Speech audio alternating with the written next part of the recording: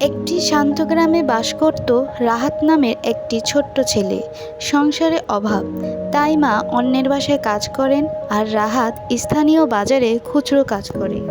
কখনো দোকানে মাল তুলে দেয় বা কখনো কারো ব্যাগ বয়ে দেয়, আর রাতে মাটির ছোট্ট ঘরে মোমবাতির আলোয় বসে পড়াশোনা করে।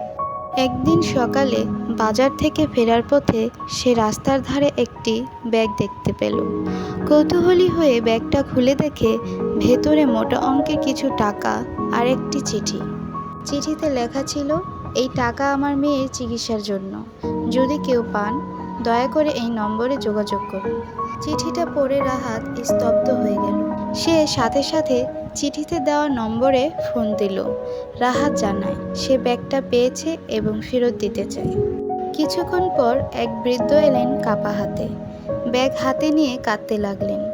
পুরস্কার হিসেবে রাহাতকে টাকা দিতে চাইলেন, কিন্তু রাহাত শুধু বলল, আমি যা ঠিক মনে করেছি সেটাই করেছি।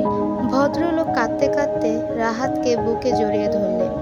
সেদিন বাজারে লোকেরা চুপ করে দাঁড়িয়ে দেখছিল কিভাবে একটা ছোট্ট ছেলে বড় হয়ে ওঠে তার সততায়। 10 বছর পর রাহাত এখন একজন ডাক্তার। গরিবদের বিনামূল্যে চিকিৎসা দেয় সে, হাসি মুখে আর নিঃস্বার্থভাবে। তার জীবন প্রমাণ করে সততা কখনো হারায় না। এরকম আরও মজার মজার আর শিক্ষণীয় গল্প পেতে এখনই আমার চ্যানেলটাকে সাবস্ক্রাইব করে বেল আইকন দিয়ে রাখুন, আর অবশ্যই বেশি বেশি লাইক কমেন্ট করুন।